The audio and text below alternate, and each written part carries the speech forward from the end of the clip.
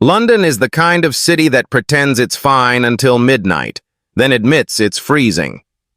Tonight, the boiler in Daniel's Kensington flat gives up with a hollow click, and the radiators go quiet like a church after the hymn. Sophie startles. Her little chest hiccups. That thin, frightened cry, needle-sharp, threads through every room. Jenna doesn't waste a second. She sweeps the rug from under the coffee table, drags the blanket stack to the kitchen, and coaxes a shy glow from the oven. Door cracked, window a breath open so the air stays honest. She curls on the tile, one arm a shelter, one hand on the back of Sophie's head, and hums the same hushed melody she's used since the first week.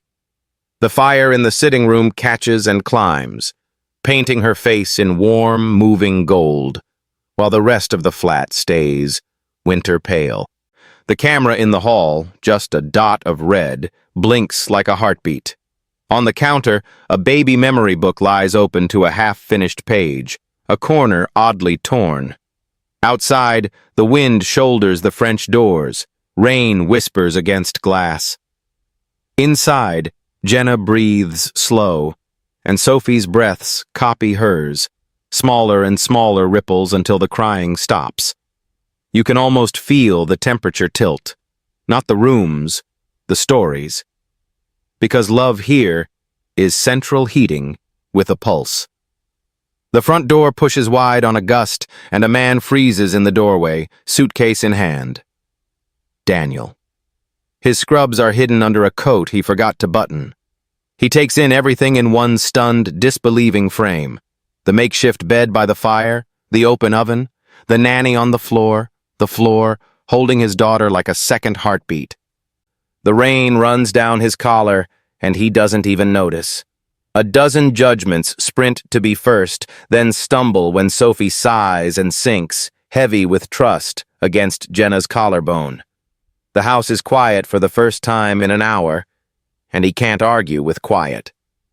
Jenna's eyes are closed, but her hand is awake. She keeps tapping a rhythm on Sophie's back. 3 soft pats. Pause. 3 soft pats. Pause. The ritual that unknots the baby's fear. She whispers a promise that's more breath than words. You're warm. You're safe. I've got you. When Daniel finally steps inside, the floor complains. Jenna opens her eyes and doesn't move, because moving would break the spell.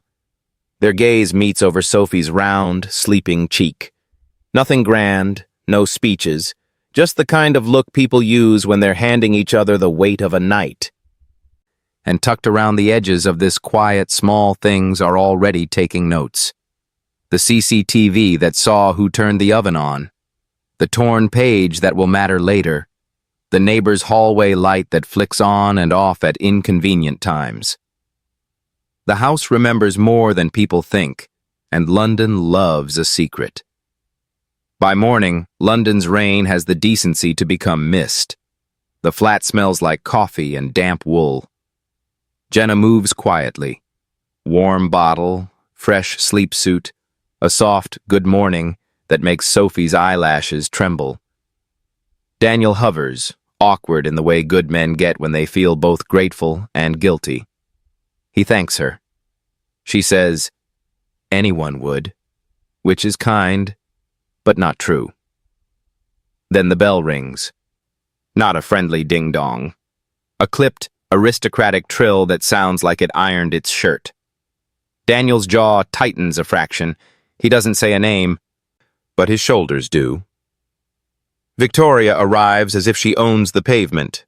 Black cab door, pearl studs, a cashmere scarf the color of cathedral stone. She surveys the flat like an estate agent pricing the air. Sweetheart, she says to Daniel, and it's both endearment and verdict. A glance takes in the hearthbed, the open oven, the drying blankets. A pause, long enough to pour contempt into the quiet. A nanny on the kitchen floor? She adds, voice like a match you regret striking. In Kensington? Jenna steps back, even though she hasn't done anything wrong. That's how certain people move you. without touching you at all. Victoria doesn't look at Jenna directly yet. She looks past her, through her, the way people look at a mirror frame when they don't like the reflection. Sophie makes a small sound, the kind that says, "I know a storm when I smell one." Little plants go into the soil, almost invisible. Victoria's eyes tick up to the hallway CCTV, blink, noted. Her gaze skims the counter. Baby memory book, a page with half a sentence and a torn corner, blink, noted. She tucks both observations away the way she tucks her glove into her coat, effortless and sure. "Thank you for staying," Victoria tells Jenna, the way one thanks a waiter for bringing the bill. Of course, emergencies happen. Boilers fail. Standards need not. She smiles without warmth and turns to Daniel. "I've called a proper engineer. We can't have improvisation." The word lands like a small, neat insult. Daniel clears his throat. "She kept Sophie warm. It was safe." Window open. He doesn't say what else he is thinking, that the baby slept because she trusted Jenna more than the house. Victoria hears the unsaid anyway, and grief flashes behind her eyes so quick you'd miss it if you didn't know grief's handwriting. Here's the wound. Last winter, a different room, a different kind of cold. A daughter, Alicia, gone in the hour that promised a beginning. Hospitals, forms, brutal fluorescent lights. Victoria learned then that control is the opposite of chaos, and she has worshipped it ever since. The trouble with worship is that it demands sacrifices. She begins the campaign like a professional, soft power first. In the kitchen, with Karen the housekeeper, she mentions her brooch, antique, sentimental. Must have slipped somewhere. In the hallway to Robert, she wonders aloud if the nanny has experience. In the nursery, to Hope, she suggests the baby seems overstimulated, a word that carries all the authority of money and none of the compassion of touch. Tiny seeds, watered by status. To Jenna, she offers a smile shaped like a test. "How long have you been with families of this profile?" The pause is measured. Jenna meets the question cleanly. "Long enough to know babies don't care about profiles." She says it gently, which somehow makes it land harder. Lunch is a choreography of politely sharpened forks. Victoria tells a story about a neighbor whose nanny developed attachments. The ellipsis does most of the harm. She asks Daniel, lightly, if he's updated Sophie's GP about last night's irregular sleeping arrangement. The phrase, safeguarding concern, rides shotgun with her tone. Sophie, oblivious to conversations held above her head, tracks Jenna around the room with the fierce concentration of the very small. When Victoria finally turns directly to Jenna, it's with the smile of someone making a generous offer. "You must be exhausted. Why don't you take a few hours? Treat yourself. Daniel and I will have Sophie." It sounds kind. It is not kind. It's a test of power dressed as rest. Jenna looks to Daniel. He hesitates, the pause that can ruin a person. "Go on," he says, but softly, apologetically. He is trying to be fair to everyone, which is impossible in a house that has already picked sides. Jenna nods. She writes a note in the baby book. Feed times, nap cues, the rhythm that calms Sophie, and tears a corner of paper for a quick reminder to herself. She doesn't notice that Victoria notices the tear. On her way out, Jenna walks beneath the little red eye of the CCTV. It blinks once. The camera does not care who has pearls and who has calluses. It remembers. That will matter later. As the door clicks, Victoria exhales like someone finishing a plank. She lifts her chin a degree and resets the room to her preferred temperature. Crisp, controlled, almost sterile. "Now," she says briskly, "let's do this properly." She rewraps Sophie a bit too tightly. The baby resists. Daniel tries a joke to loosen the air. It falls to the floor with a dull sound. You learn a lot from the noises rooms make when certain people enter them. By evening, Victoria will have made 3 careful phone calls. One to a solicitor she keeps on first-name terms. One to a neighbor who attends the right charity lunches and the wrong rumor mills. And one, held in reserve, to social services, just to seek guidance about a concern. Every statement framed as caretaking, every move a nudge toward doubt. Grief can hollow a person or harden them. Victoria chose armor. In that armor, love feels like control and kindness feels like a threat to order. The tragedy is, she believes she's saving Sophie from chaos. The danger is, she'll burn the house down to prove it. It begins with a compliment shaped like a hook. "You keep this place immaculate, Karen," Victoria says, gliding a finger across a dustless sideboard. "Which is why I know you'll spot it if anything's out of place." She doesn't say what it is. She lets absence do the talking.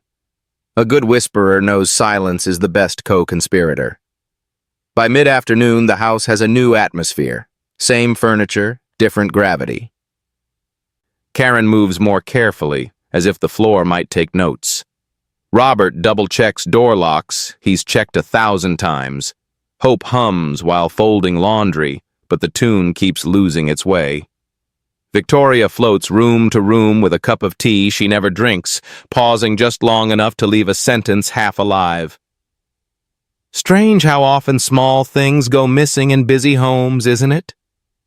She smiles in a way that makes agreement feel like a job requirement. Daniel gets a call from the hospital and slips out for a quick meeting with a consultant.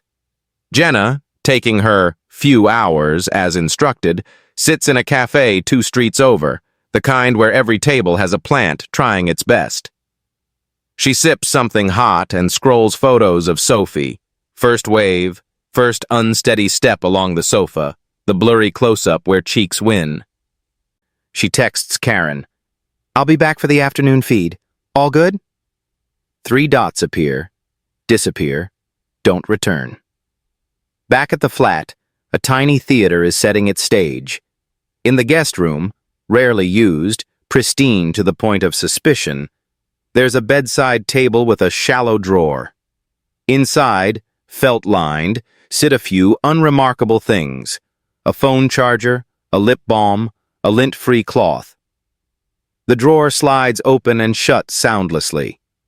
A hand, practiced and ringed, hovers, withdraws, returns with a small velvet box. From it, a brooch winks. Edwardian, delicate, the kind of sparkle that says inheritance rather than impulse buy. The brooch doesn't jump into the drawer on its own. The drawer doesn't close itself. But if you were to ask later how the brooch moved, people would remember only the way the house felt, a little unsteady, like a boat when someone has quietly changed seats. The hallway CCTV watches all of this without blinking. That's its style. Victoria doesn't declare anything missing. That would be too soon. She lets time steep. She has tea with Karen at the small kitchen table and tells her about a charity luncheon. Names, dates, laughter edited to suggest belonging. "You must come someday," she lies pleasantly. Then, as if the thought has just occurred, "I do hope Jenna's settling. Live-in help can blur boundaries." The phrase is precise enough to stab and vague enough to be denied. Karen, who grew up being told to respect walls you can't see, nods without realizing she's nodding. Hope gets a different flavor of the same meal. "Such a bright girl," Victoria says, eyes warm. But bright girls get noticed, don't they? Sometimes by the wrong sort. The implication fizzles in the air like static. Robert receives logistics. "We'll be hosting some guests soon, people of a certain profile. I need the house to present as impeccable. If anything feels off, tell me first." He says yes. He always says yes. His parents taught him that good jobs are held by good manners. When Jenna returns, the weather has traded rain for the flat gray that makes London look like a photograph of itself. She shakes out her umbrella by the door and hears Sophie's soft, "Ah," the pre-laugh sound. Relief loosens her shoulders.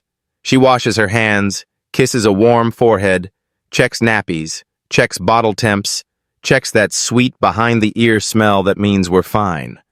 Victoria compliments her, briefly, the way you clap once. Then comes the discovery. Karen, changing sheets in the guest room, opens the drawer and startles as if a mouse has winked. "Oh!" She stares at the brooch, not touching it, as if touching would make it bloom into accusation. She calls for Hope because bad news needs witnesses. Hope covers her mouth. Robert appears because footsteps in corridors behave like magnets. Victoria arrives last, a neat 5 seconds after the second person, because control likes punctuality. "What is it?" she asks, already knowing. Karen points, mortified by the pointing. Victoria leans in, inhales the tragedy. "My grandmother's brooch," she says softly, reverently, as if introducing a ghost. "I wore it at Alicia's christening." She doesn't mention that she also wore it the day Alicia died. She lets that shadow attach itself without words. No one accuses Jenna. Not allowed. Victoria is too skilled to bruise the air. She expresses concern. "Strange place for it," she murmurs, head tilted, sorrowful. "Of course, drawers are so tempting for small treasures to wander into."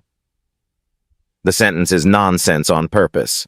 Nonsense that sounds like sense is gaslighting's favorite cousin. Jenna is called in. She arrives with Sophie on her hip, the baby's fist bunched in Jenna's sleeve. The room has that smell rooms get before meetings. Paper, worry, a citrus cleaner trying to erase the past 10 minutes. Victoria sets the brooch in the center of the bedside table like an exhibit. "We've found something of mine," she says, smile dutiful. "In here." "In the guest room?" Jenna asks, not defensive, simply trying to understand geography. She looks at the drawer, then at Sophie, then at the adults who have all rearranged themselves into observers. Her face does a tiny calculation. What do they want me to say? Robert clears his throat. "We don't lock this room anymore, since..." He stops. "Since what? Since the house turned into a courtroom?" "I haven't been in here," Jenna says, and it's the kind of sentence that people who are telling the truth almost always choose. Plain, direct, boring.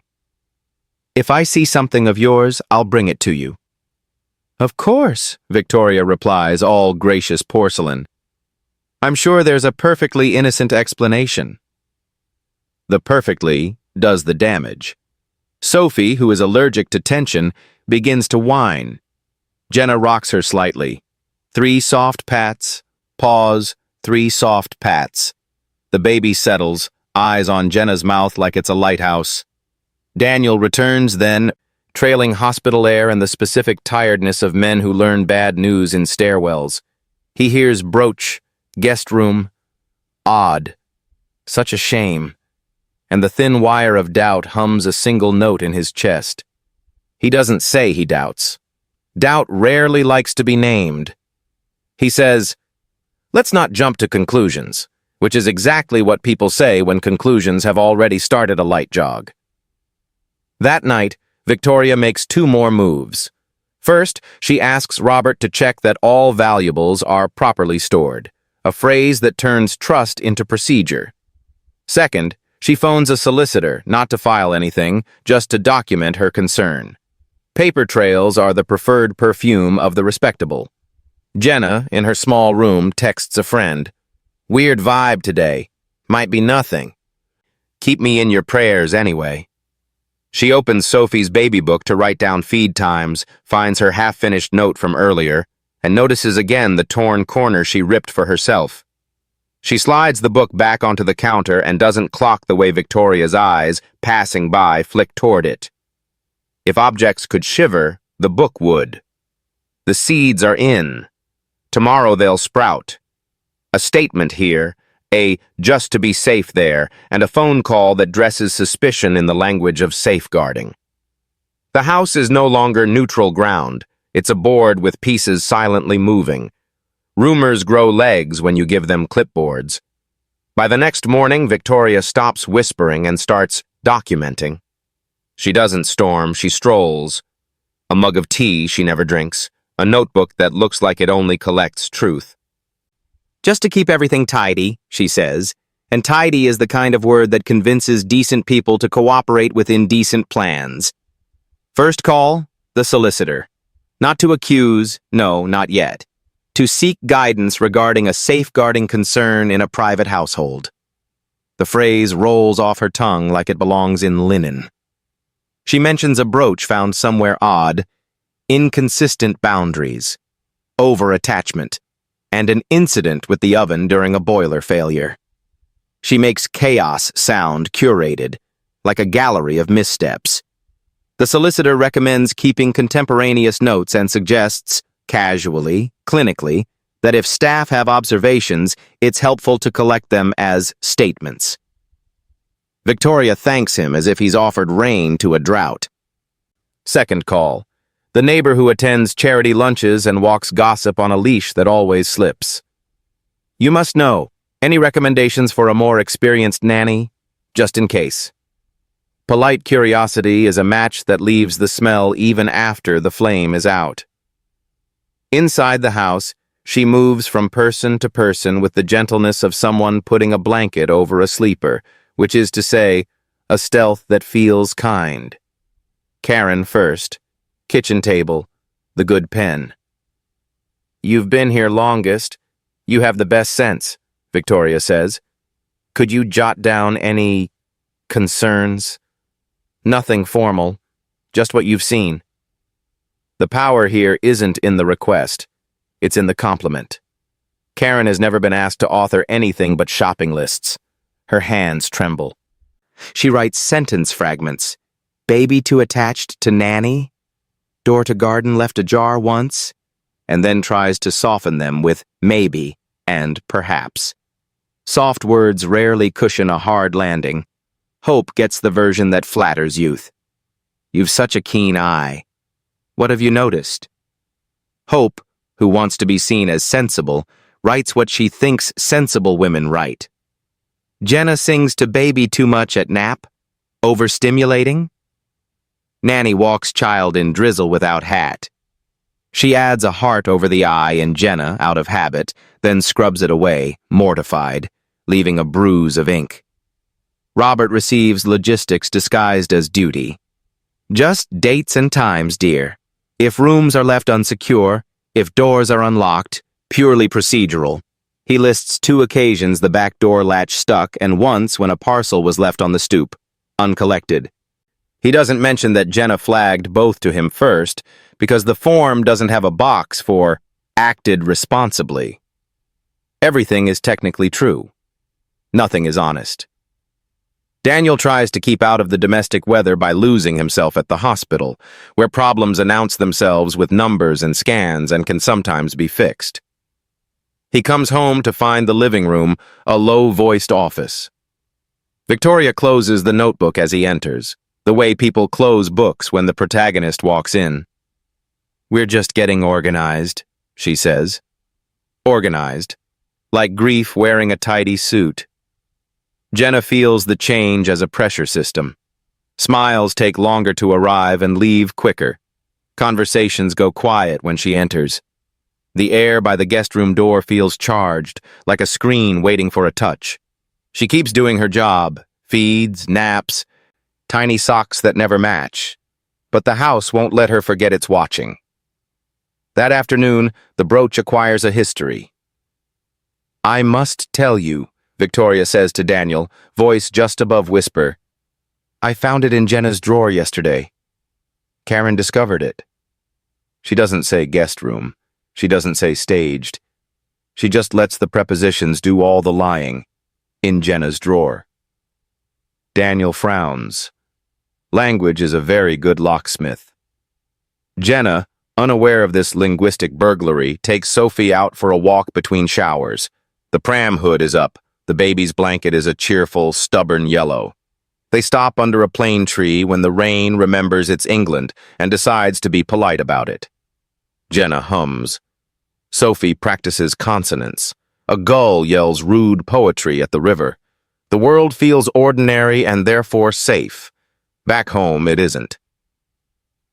A polite knock at the door can bruise more than a battering. 2 women from social services stand there, professional, calm, hands visible, voices that have learned to be soft around fear. "We've had a call," the senior one says. "Nothing to panic about. Just a well-being check." She smiles as if she hates that this is her job on days like this and loves it on others, because sometimes houses do need a light shown inside. Daniel is startled, apologetic, cooperative. Victoria is concerned but gracious, the performance she's practiced since her daughter's funeral. "We just want to ensure best practice," she says, as if she's chairing a panel. "There was an unusual sleeping arrangement during a boiler failure." The words walk in wearing lab coats. Jenna, who grew up learning that the quickest way through official trouble is straight, keeps her voice even and her answers clean. She explains the boiler, the oven cracked with a window open, her position by the hearth, Sophie's temperature monitored, Daniel's absence on a night shift. She does not mention lying on tile hurts, or that sometimes mercy is the only rule. The social workers nod, make notes, look at the baby who is, traitorously, beautifully, thriving. They check sockets, stair gates, the pram's brake, the nappies supplied, the fridge for baby foods that act like parents when parents are tired. They find nothing wrong except a house that feels like a mouth mid-argument. Safeguarding visits don't end with verdicts. They end with, "We'll be in touch." The door closes, and the echo doesn't stop. That evening, the staff statements hatched at the kitchen table perform their real trick. They become copies. Victoria scans them, helpfully, efficiently, emails them to herself with subject lines like household log and notes, informal. When a thing has a subject line, it feels like a fact. She files them next to the solicitor's guidance and a list of other agencies one might call, if concerned. This is what power looks like when it smiles for the camera. Karen, shaken by the official visit, pulls Jenna aside. "I didn't say you did anything," she blurts, which is the kind of sentence that makes your stomach go light. Hope avoids Jenna's eyes for the first time since they met. Robert fixes a hinge that isn't broken. Night falls early because that's what London does when it senses a plot. After Sophie sleeps, heavy, open-mouthed, the peace that babies borrow from someone older, Jenna sits at her small desk and writes down the day like a scientist. Times, feeds, walks, who said what, who was where. She feels the need for a record, the instinct honest people grow when accused by polite rooms. She tucks the page into the baby book, behind the photograph where Sophie has both fists in the air, like a tiny boxer who doesn't yet know about judges. Victoria, from the doorway, watches the page slide in. Her face doesn't move. Inside her, the next 2 moves assemble themselves. First, ensure Jenna has a little time away tomorrow. Polite, encouraged, enforced. Second, create a moment when Sophie cries without Jenna present, then offer the kind of comfort that will fail on purpose. Nothing torches trust like a baby left howling in a house that claims to be safe. You can feel the floor of the narrative tilt toward the next turn. Separation. Not permanent. Not yet. Just long enough for the doubt to bloom. Just long enough for a mother-in-law to call it proof. Just long enough for a father to hear 2 versions of the truth and not know which one uses the voice his daughter sleeps to. The next day pretends to be ordinary. Even the sky plays along, a polite overcast that makes London look like it's minding its own business. Jenna moves through the morning choreography. Bottle, burp, a song that starts as a hum and grows a spine. Sophie is gummy-grinned and grabby, the little monarch of small joys. Daniel lingers in the doorway longer than usual. "I'll be back before lunch," he promises, the soft vow of fathers who mean it and clocks that don't. Victoria arrives with flowers that smell like a department store apology. "You must be exhausted," she tells Jenna. "Go get some air, treat yourself. We've got Sophie." The offer wears velvet, but the bones underneath are steel. Jenna hesitates. She looks at Daniel. That half second, just half, teaches a house how much power it has. "Go on," he says gently. "An hour." It's the kind of kindness that tries to cover two people and leaves both a little cold.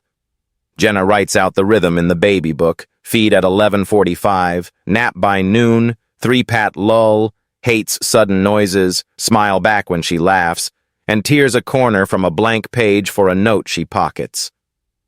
She kisses the soft place behind Sophie's ear. The baby leans after her like a flower leaning toward sun. "Back soon," Jenna says. "You're safe." The words hang in the air like a promise they'll be asked to defend. Outside, the air is the exact temperature of a kept secret.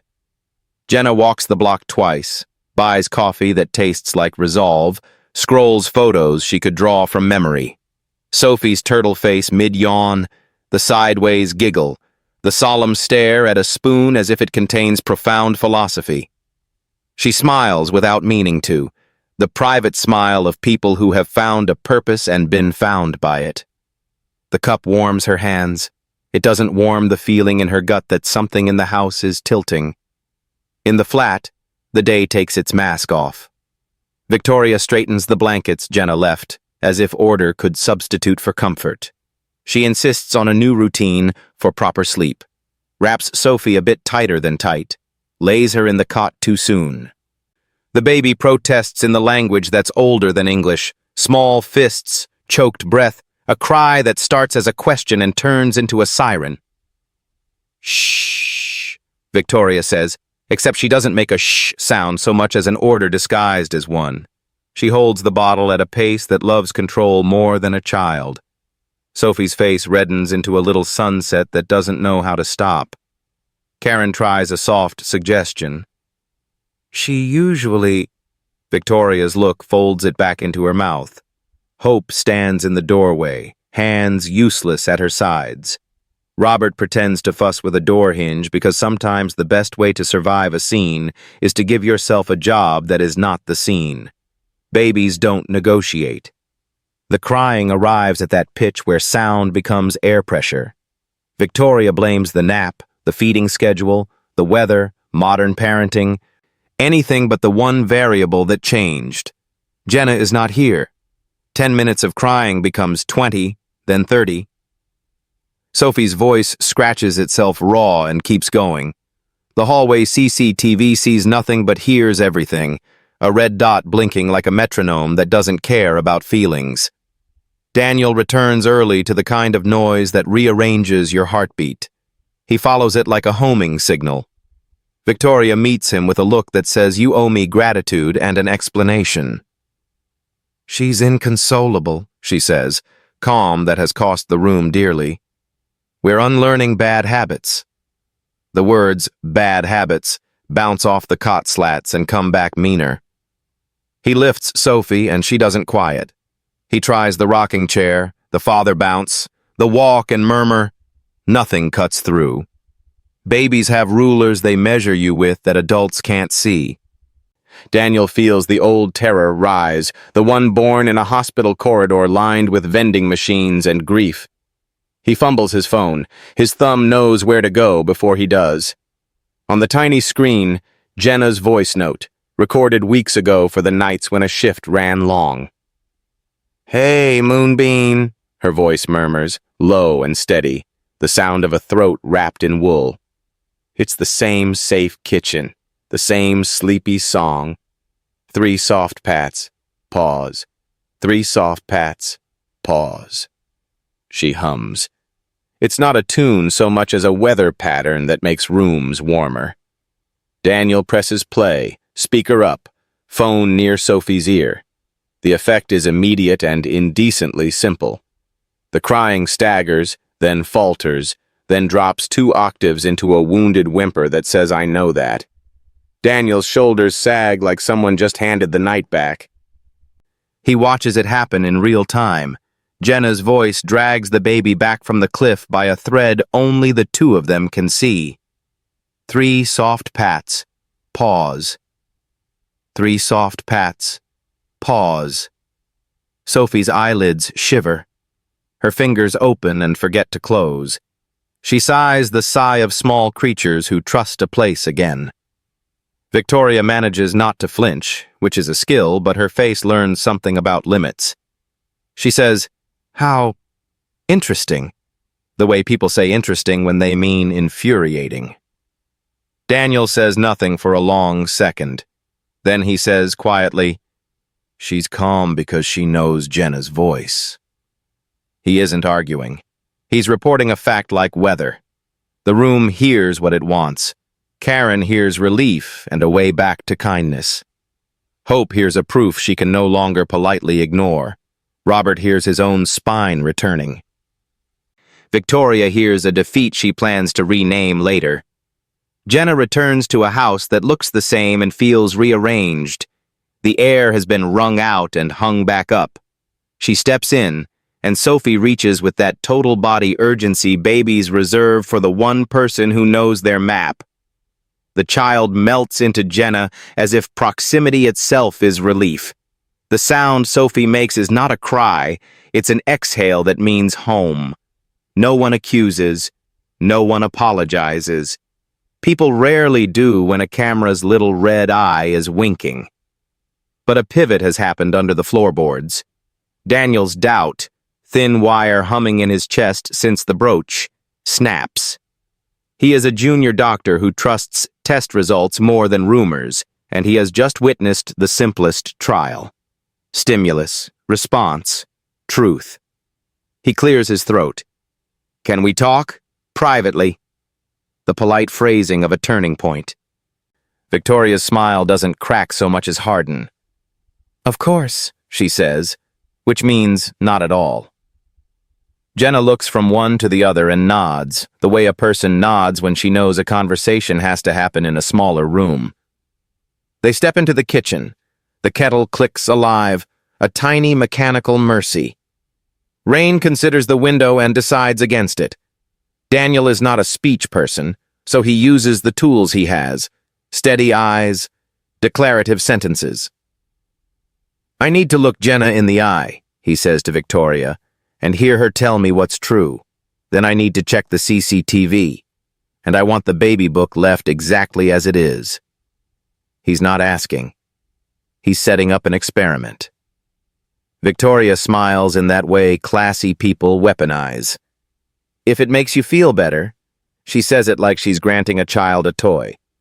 But she knows what those objects are: a camera that doesn't care who signs the checks, and a book where a careful hand writes the story of a day. Jenna holds Sophie and watches Daniel's face settle into purpose. The worst night. The boiler, the tiles, the ache in her bones, turns out not to be the bottom after all. This quiet room where the truth might finally be invited to sit down. Night puts the flat back in quotation marks.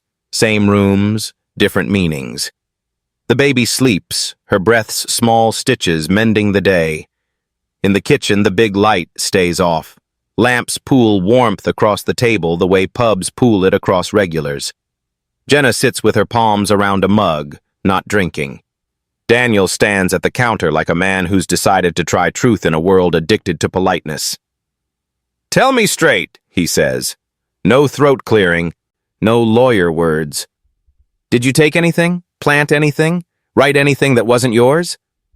His voice is low and even. He uses the tone hospitals teach, steady enough to carry bad news without breaking it. Jenna meets his eyes. She doesn't reach for virtue or poetry. She reaches for facts. "I didn't take the brooch. I haven't entered the guest room except to dust the skirting board. I tore a scrap off a blank page for a reminder, my pocket. I wrote today's notes in Sophie's baby book. Feed times, naps, what calms her.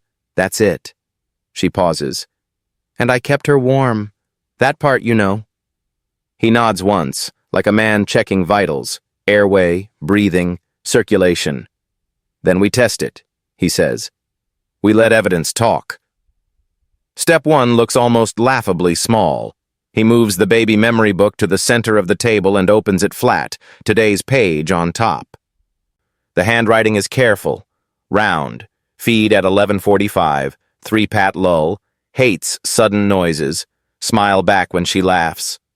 A corner is missing, yes, but the tear is clean and aligned with a blank that would sit 3 pages ahead. He photographs the spread, not because a photo will be needed, but because he needs to feel the act of recording a thing the way it is before the world edits it. Step 2 requires the hallway outside, where the red-eyed CCTV sits in its plastic halo. The building's system logs to a closet off the entryway, an ugly gray cabinet no one notices until they need it. Daniel unlocks it with the code on his phone, the way you open a cupboard full of answers. He scrolls through thumbnails. Front door, corridor, kitchen arch. Time stamps march like soldiers. The evening plays back in little boxes. A brooch doesn't teleport.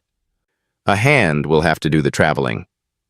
Jenna stands behind him, not touching him, shoulder to shoulder like co-authors on an essay neither of them wanted to write. They scrub to mid-afternoon. There, the guest room corridor. No Jenna. Karen with a laundry basket. Victoria gliding past with a velvet box in her hand, pausing, slipping into the guest room, emerging a half-minute later lighter by 1 weight. Daniel doesn't speak. He backs up, watches again, zooms. The brooch's gleam winks once in the corridor light before disappearing into the drawer. The camera doesn't do outrage. It does memory. He exhales, a sound that isn't relief so much as alignment. Okay. It's not a word. It's a hinge. We'll export that clip. We'll keep copies. He saves the file to 2 drives, emails a link to himself, and, because he's lived enough tragedy to respect paranoia, uploads it to a cloud folder named something boring like boiler receipts. Step 3 is softer and just as surgical. Conversation with the people Victoria turned into witnesses. He starts with Karen at the kitchen table, because that's where falsehoods tend to find cups of tea. I'm going to look you in the eye, he says gently, and ask you to look back. If anyone made you write something you don't believe, I need you to tell me now, and I will protect you. Karen's mouth trembles around a sentence that can't decide whether to be apology or confession. She said, "It was for the file," she whispers. "I didn't want trouble." He nods. Noted. Trouble belongs to the person who manufactures it. Hope is next. Nerves, ink smudge still on one fingertip. I wrote what I thought sounded proper, she admits, shame hot in her cheeks. It didn't feel kind. He doesn't punish. He reallocates. Then help me be precise now, he says. What have you actually seen? She answers in plain words that feel like rinsed glass. Robert, relieved to be asked for facts instead of fealty, brings times and doors and the note that Jenna reported the sticking latch first. Back in the kitchen, Jenna stares at the baby book like it's a little ark. She was eyeing this, she says. The torn corner, she noticed. Daniel nods. Then we guard it. He slips the book into a zip bag, seals it, writes the date across the top with a black marker like a forensic tech on a crime series he's too tired to enjoy. He photographs the bag. He labels the photos. He feels silly and righteous at once. That's the mood of honest people in a dishonest hour. Victoria enters mid-procedure, all porcelain concern. What are we doing? She asks lightly, the lilt that makes coercion sound like hospitality. Daniel doesn't pivot to accommodate her tone. We're preserving evidence, he says. The phrase lands dense. She smiles, tiny. Evidence of what? He turns the laptop so the paused CCTV frame faces her. Her profile, her hand, the velvet box, the guest room door. The kind of portrait that doesn't flatter. Grief moves across her face like weather. It's not that she doesn't understand what she's looking at. It's that she understands and refuses the jurisdiction of understanding. "I don't recall," she says, which is the elite dialect for no. "I often tidy." The words don't fit the picture and scream silently as they try. "Then we'll let someone impartial recall for us," Daniel replies.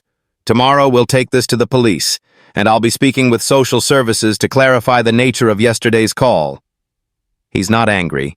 He's practicing a different kind of care, one that values boundaries over niceness. "For tonight," he adds, "I'm asking you not to enter the nursery. Karen and Hope have it covered." The temperature of the room drops without the thermostat moving. Victoria's smile crystallizes. "Of course," she says, which means, "I'm not finished." But for the first time, the house doesn't bend to make room for her insistence. It stands on its joists. It remembers what it saw. Jenna, who has been operating on borrowed courage all day, feels a quiet return with interest. She doesn't gloat, she breathes. "Thank you," she tells Daniel, not for choosing her, but for choosing method. He nods, weary and awake. "Truth is lazy until you give it a chair," he says, surprising himself by sounding like one of the elder consultants who taught him to stick to the chart when the family narrative gets loud. They clean the kitchen on autopilot. 2 mugs, a rinsed bottle, crumbs corralled into a palm. Normal chores are a blessing when the world gets theatrical. In the next room, Sophie sighs in her sleep, the sound of little lungs signing off. At the end of the night, Daniel drafts an email to himself with a subject line that won't give the game away if anyone ever sees his phone. Heating service follow-up. Attached, the CCTV clip, photos of the baby book, a typed timeline. He adds one line at the bottom like a verdict he can live with. Observation: baby calms consistently to Jenna's voice and touch. Conclusion: trust is an observable state. Morning arrives like a polite knock. The flat smells of toast and steam, the small mercies that make cities survivable. Sophie wakes with a dignified stretch and one magnificent yawn. Jenna answers with the soft kind of laughter that never startles birds. For the first time in days, the house feels almost undecided about being hostile. Almost. Daniel has already called in late. He doesn't name it a family emergency. He names it what it is. "I'm handling a safeguarding matter at home." Hospitals respect that phrase the way ships respect lighthouses. He prints the CCTV stills, labels them with times. He tucks the baby book, sealed in its bag, into a canvas tote that used to carry groceries and now carries evidence. The kettle finishes its sermon. Tea goes into mugs that have seen things. He starts with Karen because she's the kind who apologizes to furniture when she bumps it. "Sit with me?" he asks. Not an order, not a trap, an invitation. She perches on the edge of a chair like a sparrow on a saucer. He sets the printed stills face down, slow enough to be kind and quick enough to be clear. "I know what happened in the guest room," he says. "I can show it to you because the camera saw it. I don't need you to confess a crime you didn't commit. I need you to tell me where pressure was applied." Karen's throat works around the truth like it has bones. "She said it was just to be tidy," she manages, "to have notes, if anything felt off." Her voice frays. "I wrote what she wanted me to notice." That line lands like a diagnosis. Daniel nods, steady. "Thank you," he says, and means it. "From now on, if anyone asks you for notes, you loop me and Jenna in. No more side paperwork." He prints a simple house policy on a single page, headers in bold, words ordinary on purpose. All incident notes are shared with all adults in the home. No private logs. If there's a safety concern, we call together. He signs it. He asks Karen to initial it, not because signatures are magic, but because gestures are habits made visible. Hope comes next, hands twisting the hem of her cardigan into a rope. I wrote overstimulating, she blurts before he can ask, cheeks blooming miserable pink. Because I thought that's what proper carers say, but Jenna sings her to sleep like she's weaving. I don't even like it quiet anymore. The confession is so pure it makes the room kinder. Daniel gives her the policy sheet. You good with this? She nods like a bobblehead in a storm. Robert arrives with a toolbox he doesn't need. He's a good man disguised as a hinge. I logged 2 doors and a parcel, he says, eyes on the paper, not the faces. But Jenna was the one who flagged the latch sticking. I wrote it wrong by leaving that bit out. Then we'll write it right, Daniel answers, and for the first time Robert smiles with his actual mouth. Across these small conversations, something invisible shifts. A household stops acting like a court and starts acting like a team. You can hear the change in how chairs sound when people sit down. You can smell it in the second batch of toast. Somebody added jam. At 10 o'clock, the door opens without a knock. Victoria enters with the entitlement of a weather system. Peacoat. Sunglasses that do more social work than sun work. She takes in the printed stills, the policy sheet pinned to a corkboard Jenna found in a cupboard, the baby book in its clear bag like a relic. The smile she produces has edges.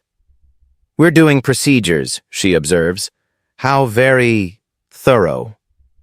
We're doing fairness, Daniel returns, calm as a good bridge. You're welcome to join us within those rules, but there are rules now. He slides the CCTV still to the center. No flourish, just gravity. We're going to the police station at noon to file a report. You may wish to come with a solicitor. Grief flickers across Victoria's face, then pride extinguishes it. I'm disappointed, she says, which is aristocrat for furious. At the very least, one expects loyalty. Daniel doesn't blink. Loyalty to the truth is still loyalty, he replies. Jenna doesn't speak. She keeps Sophie's world steady. Milk at the right temperature, lullaby at the right volume. The baby votes for stability by falling asleep on schedule. At the kitchen table, the real mending begins. Jenna opens her notebook, separate from the baby book now to avoid contaminating the artifact, and sketches a day plan with everyone watching. Feeds, naps, outside time spots. She adds a column called When Things Wobble, and under it writes the handful of rituals that settle Sophie. The 3-pat rhythm, the voice note, a particular white muslin cloth with tiny gray stars. Karen and Hope add ideas, room darkening, the squeaky toy that doubles as comedy. Robert, surprising himself, offers to install a silent latch on the back door that actually latches. They co-author the day, which is what families do when they're brave. Then comes the part dramas skip because it looks boring and is actually holy. They practice, not in a fake way, in the way firefighters practice with real hoses. Jenna hands Sophie to Karen. Karen does the 3 pats and the soft sway and gets it wrong, then right, and cries a bit when right works. Hope takes a turn. The baby protests and then relents, filed under safe hands. Robert tests the latch. The latch passes the test. Daniel watches, gives small notes like a coach who knows the game is stamina, not style. Victoria watches from the doorway and calls it quaint, because admitting it's beautiful would rupture something in her doctrine. At 11:30, confession finally arrives not as spectacle, but as surrender. Karen wipes her eyes and looks at Jenna as if looking costs, then pays. She made me fearful, she says. I let that fear choose my words. I'm sorry. It's direct, and it lands. Jenna nods. We start again, she answers. But this time we start with each other. Hope whispers, me too. which is more than enough. Robert, less verbal, replaces the squeaky hinge that's been writing jump scares into nap time for a week. Everybody has a language. Noon, police station. The sergeant on the front desk has the face of someone who's seen too many versions of the same power game. Daniel hands over the report, the stills, the clip on a USB, the printout of the house policy, the timeline. He refuses drama and supplies data. The officer asks precise questions. Jenna answers precisely. When asked about motive, Daniel doesn't invent hellscapes. He says grief and lets the silence do the rest. They leave with an incident number, advice on next steps, and the useful knowledge that the law has entered the chat. On the walk home, London doesn't congratulate them. Cities rarely do. But a patch of sun does briefly consider their pavement. Back inside, the kitchen table, newly deputized as a truth-teller, hosts tea poured without trembling. Sophie wakes hungry and laughs mid-bottle because that's who she is, an optimist with a tiny fist. By evening, the house has rules that breathe. Doors close softly. People say what they mean, and only once. Jenna writes in the baby book again, this time a simple line that reads like a vow. Sophie settled with Karen's sway at 312.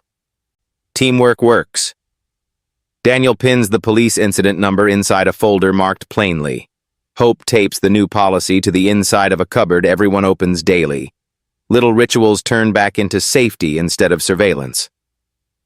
Victoria? She doesn't vanish. She recalculates. That's for later. For now, a crack has opened in her certainty, and light is rude enough to come through. Paper has a way of changing air pressure.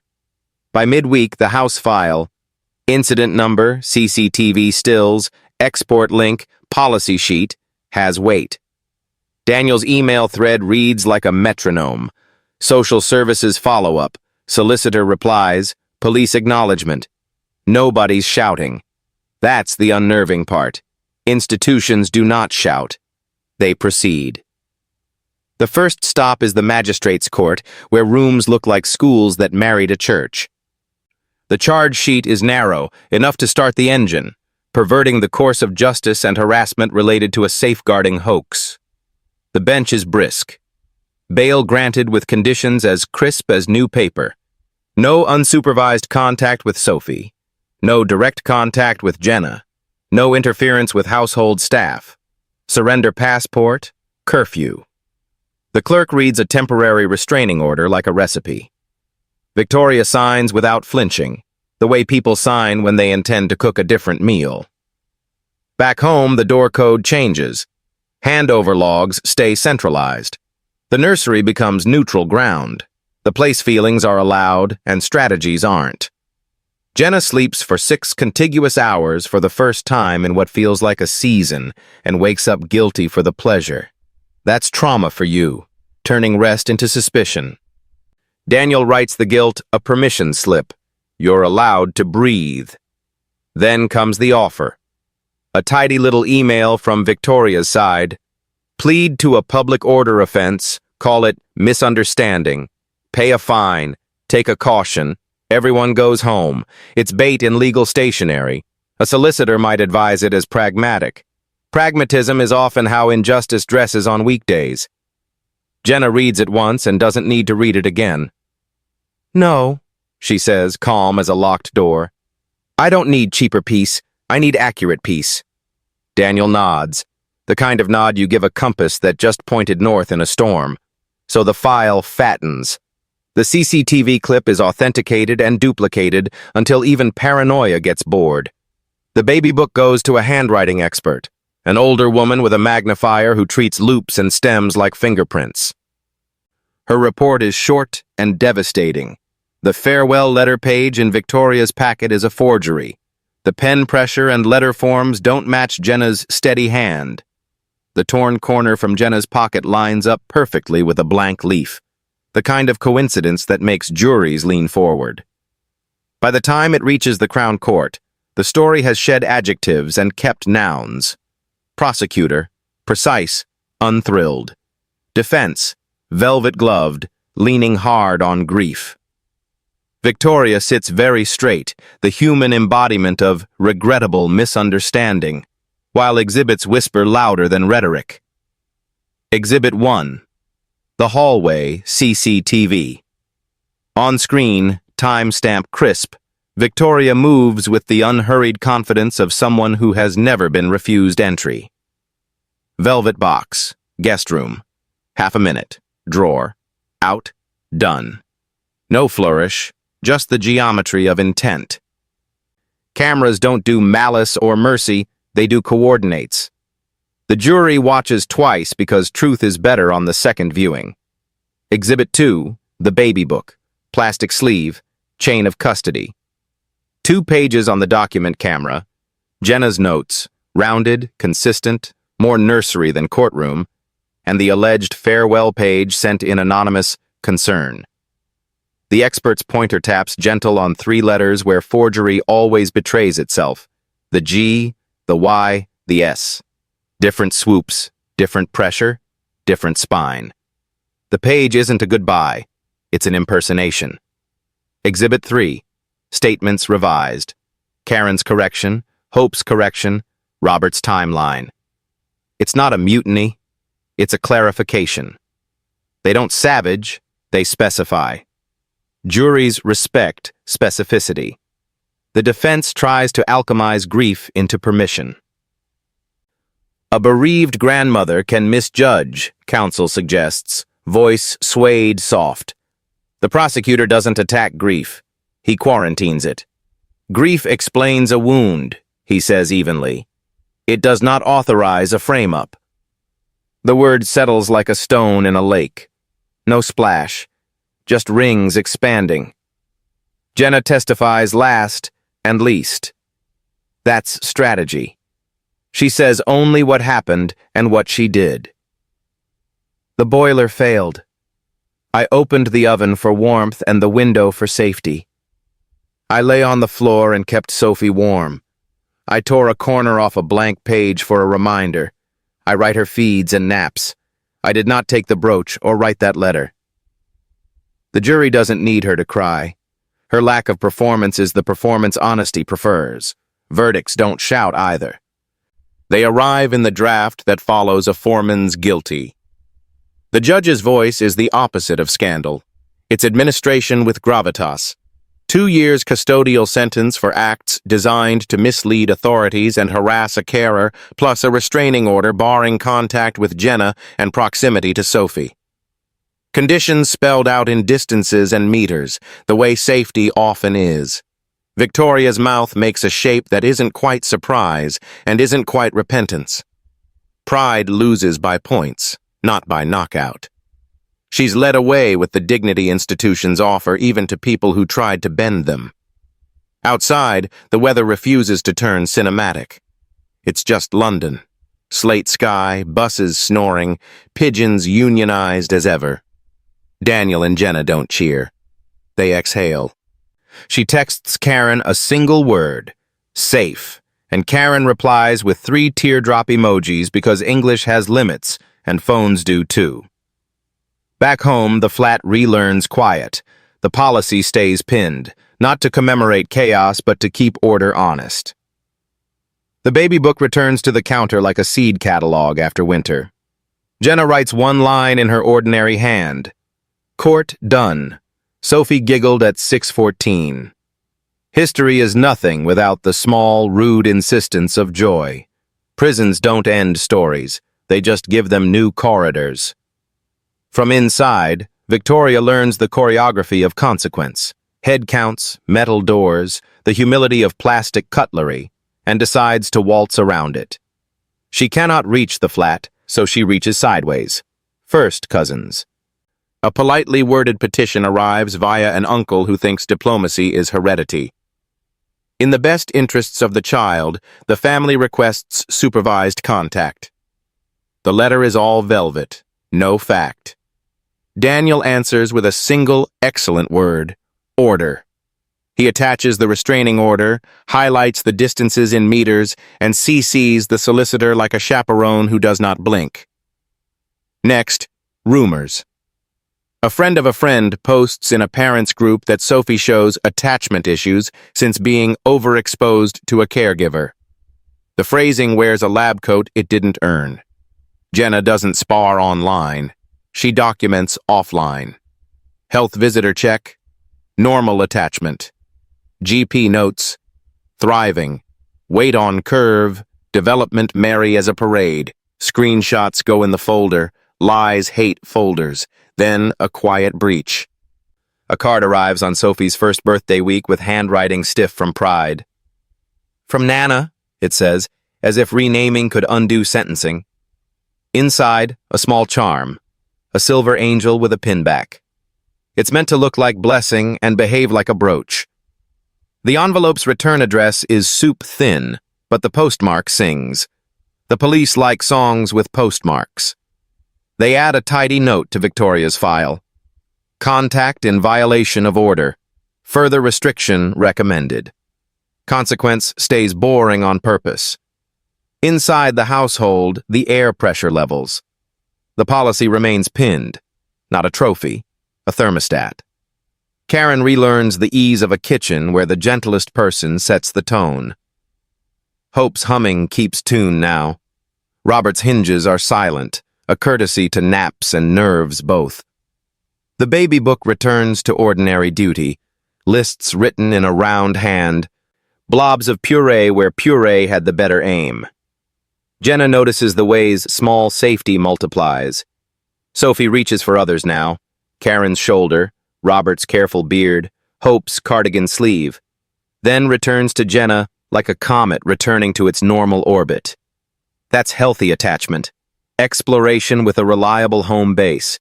It looks like a toddler toddling. It feels like a climate shifting towards spring. Daniel learns to treat aftermath like recovery, not intermission. He schedules therapy the way he schedules clinics, recurring, non-negotiable. He learns the awkward, dignified vocabulary of men who want to be better fathers, boundary, trigger, repair.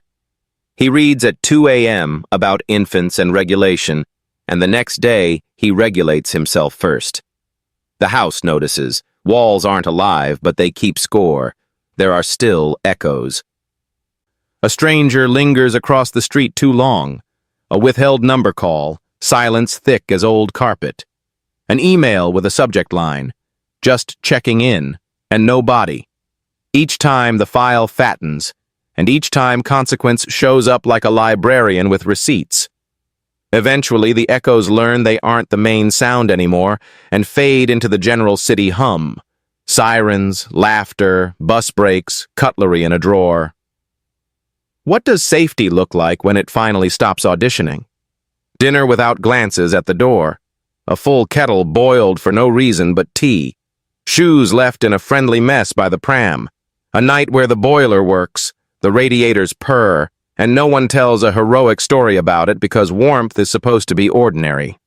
On Sophie's birthday, the flat smells of lemon cake and new crayons. Guests who earned the right to be here crowd the kitchen. Karen ices the wonkiest, most perfect cake. Hope brings paper crowns.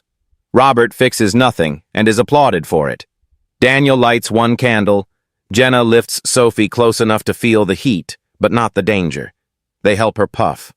The flame goes. The room cheers. The child claps at the idea that air can make light surrender. Later, when the last plate is rinsed, Jenna stands in the doorway where a year ago a storm walked in. The corridor camera blinks.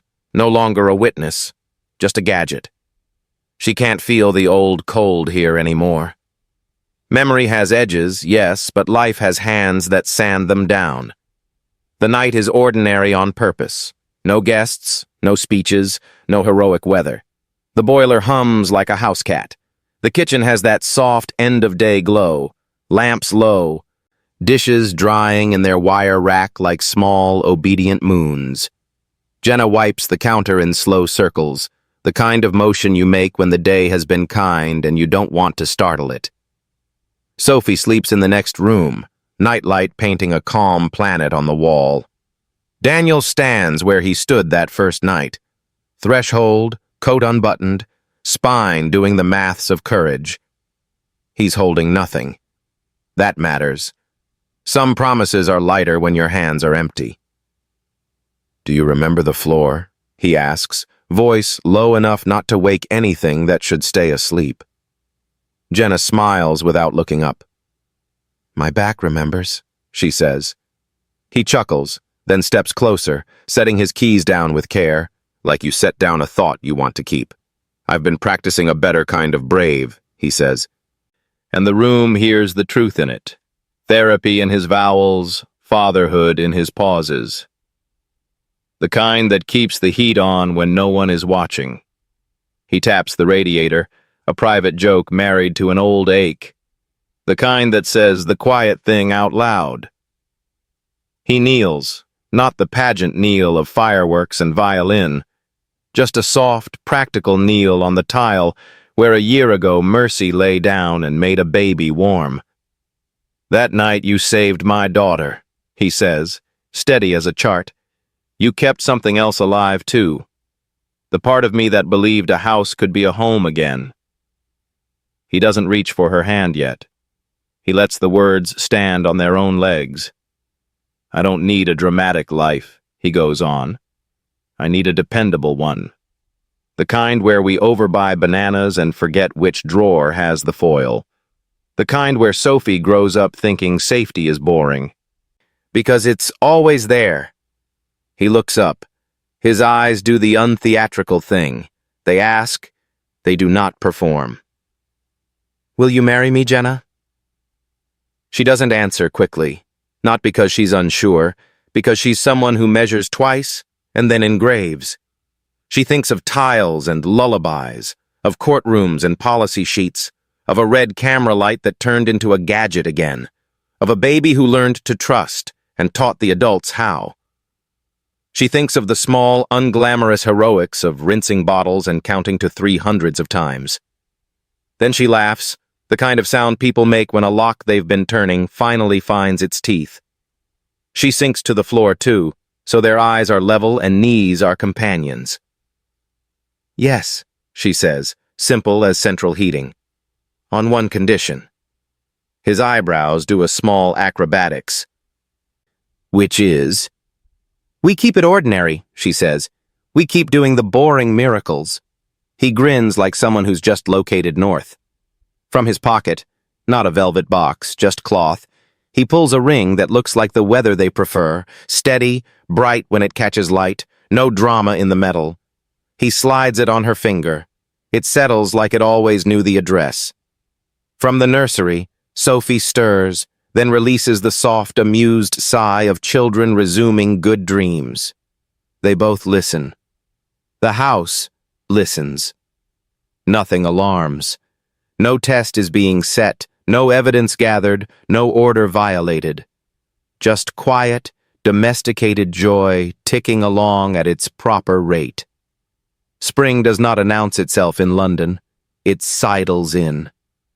The garden behind the flat shakes out a green you can hear, and the sky practices being kind.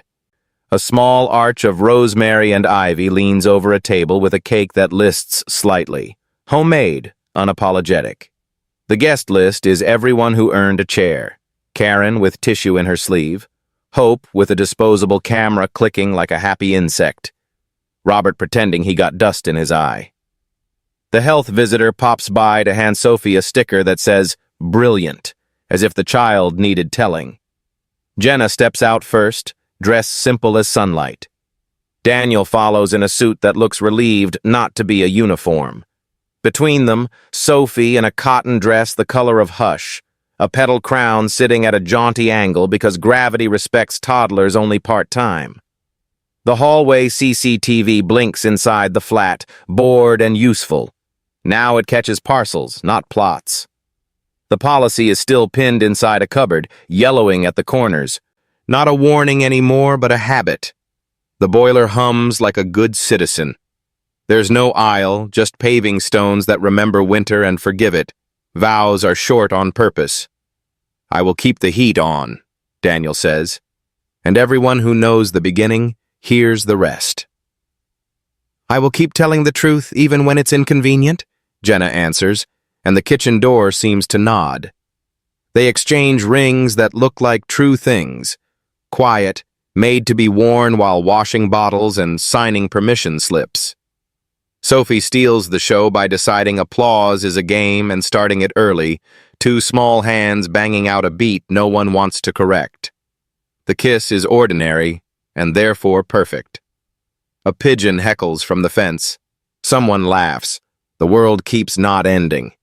After, the house throws a party the way kind houses do. Kettle always on, plates refilling themselves, music low enough for stories. Karen's lemon cake leans, but stands. Hope's photos will later reveal too many thumbs and just enough joy.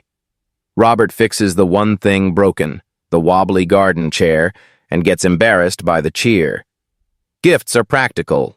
A better baby monitor, a carbon monoxide alarm, a blanket knitted by 3 different hands in 3 slightly different whites that somehow agree. As dusk unthreads the day, Jenna carries Sophie inside for bath and books. On the kitchen wall, where the memory of a hard winter used to live, hangs a new frame. 3 small prints.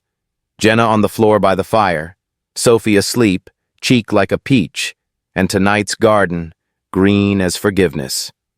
The frames aren't a trophy case. They're a map. Start here, go there, keep going. The last scene belongs where the first scene began. 2 people in a kitchen at night, not heroic, just faithful. Radiators warm, window cracked an inch because some habits double as wisdom. Daniel dries plates, Jenna stacks them. Somewhere beyond the glass, buses sigh and a fox considers a bin. Somewhere down the hallway, a camera minding its own business sees nothing worth keeping. In the cot, Sophie's breath is the soft metronome of a house at peace. Evil tried to shout, the narrator says, not loud, not smug. Love learned to speak quietly, and everyone heard. The lights go off in the garden one by one. The kettle clicks. The story rests, not because it is over, but because it is safe. If you're here for the boring miracles, warm kitchens, safe babies, honest people, like, subscribe, and save this video. Comment heat on, so I know you were here, and drop one small kindness you'll do this week.